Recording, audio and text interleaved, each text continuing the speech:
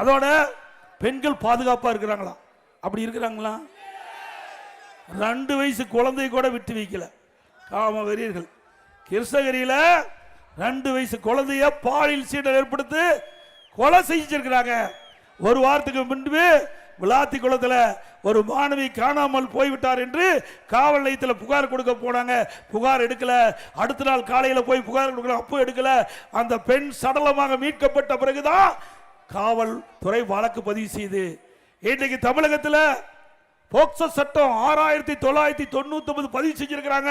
18,000க்கு மேற்பட்ட பாலியல் சீண்டல் வழக்கு இருக்குது.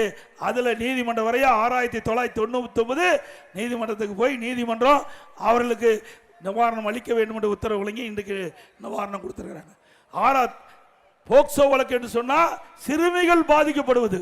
அப்படிலாம் இந்த ஆட்சி 5 ஆண்டுல 6999 சிறுமிகள் பாதிக்கப்பட்டிருக்காங்க. இந்த ஆட்சி நல்ல ஆட்சியா?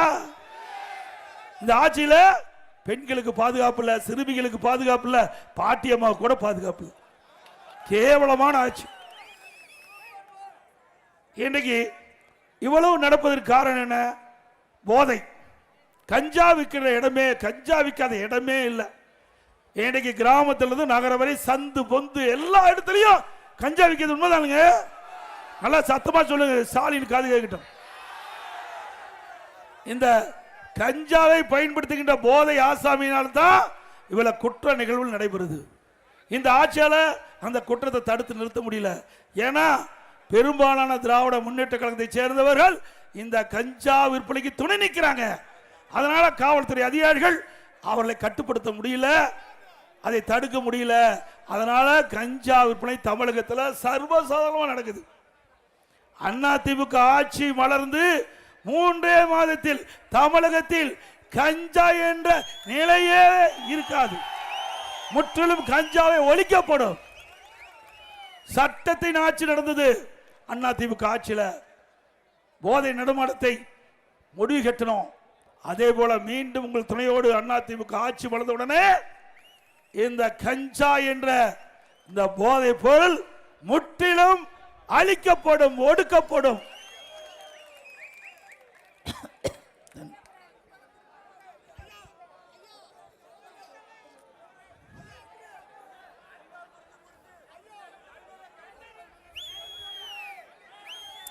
அதே போல மத்திய அரசு ஒரு அறிவிப்பை வெளியிட்டு இருக்குது.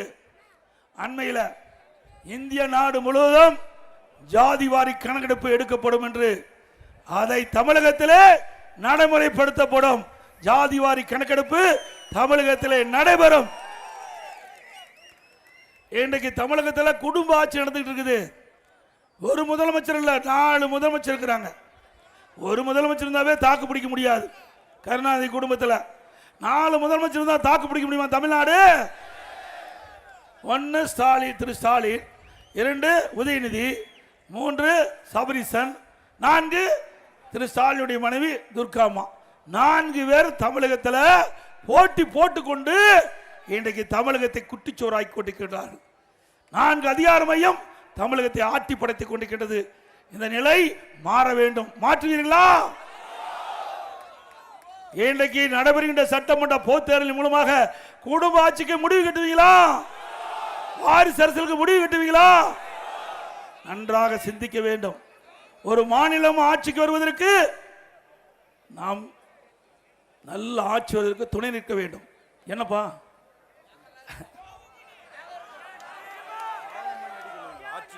சாவு மணி அடிச்சிருங்க, அடிச்சாச்சு. ஆக மக்கள் ஏற்கனவே முடிவு பண்ணிட்டீங்க. எங்களோட விவரமா இருக்கிறீங்க, எங்களோட மக்கள் விவரமா இருக்கிறீங்க. எப்பொழுது தேர்தல் வரும் அந்த தேர்தலில் வாக்களிக்க தயாரி விட்டீர்கள். இன்றைக்கு தமிழகம் முழுவதும் ஒலிக்கின்ற ஒரே குரல் மக்கள் ஒரு ஆட்சி அகற்றப்பட வேண்டும் என்ற குரல் ஒலித்துட்டு இருக்குது. அந்த குரல் தான் இங்கேயும் ஒலிக்குது. அதோட இன்றைக்கு தமிழகத்தில் சிந்திக்க வேண்டும். சிறுபான்மை மக்கள் சிந்திக்க வேண்டும். அதிமுக ஆட்சி இருக்கின்ற வரை சிறுபான்மை மக்களை கண்ணை இமைகாப்பது போல காத்தோம். சிறுபான்மை மக்களுக்கு எண்ணற்ற திட்டங்களை வழங்கிய அரசாங்கம் அதிமுக அரசாங்கம். என்ன நாங்க பாரதிய ஜனதாவோட கூட்டணி வச்சுட்டா அதனால நாங்க இஸ்லாமியர்களை பாதுகாக்க மாட்டோம். எவ்வளவு பொய் சிந்திச்சு பாருங்க.